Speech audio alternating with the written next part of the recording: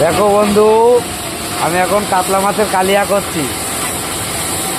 প্রথমে প্রথমে তেল ছেড়ে নিলাম, নিয়ে তেলে শুকনো লঙ্কা, তেজপাতা, জিরে দিয়েছি। দেওয়ার পরে এখন পেঁয়াজটা দিলাম। দাও,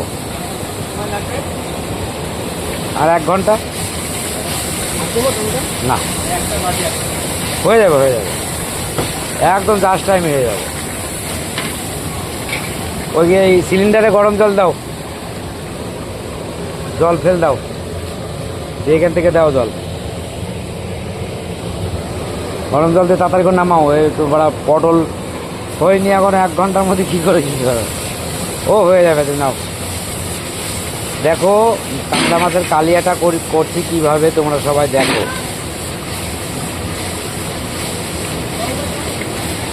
বন্ধু, তোমরা সবাই লাইক করবে, কমেন্ট করবে, শেয়ার করবে।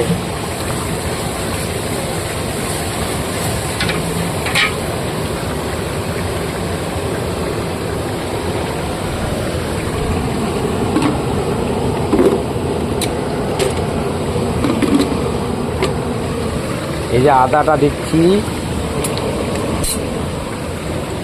এই যে আদা দিয়ে দিলাম।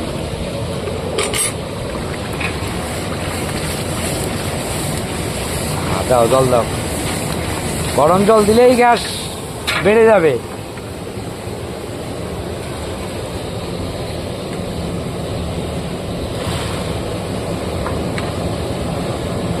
ঠিক আছে, না এই আদাটা দিলাম, কিছুক্ষণ আদাটা হওয়ার পরে আবার রসুনটা দেবো। হ্যাঁ, ধরে রাখো, আমি যখন বলবো তখন রসুনটা দেবা। না,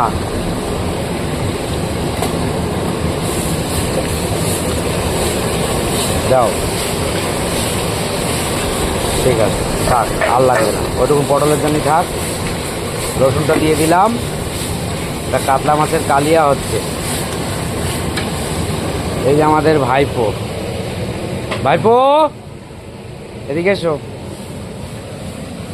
এই যে আমাদের ভাইপো, ভাইপোর বাবা গত হয়েছেন, তার সেই কাজ, এই রান্নাটা আমি করছি আর কি। ভাইপো, তোমার নাম কি? সুদীপ রায়। আমি আজ নেতাজি বাজার সুদীপ রায়ের বাড়িতে আছি। তোমার বাবার নাম?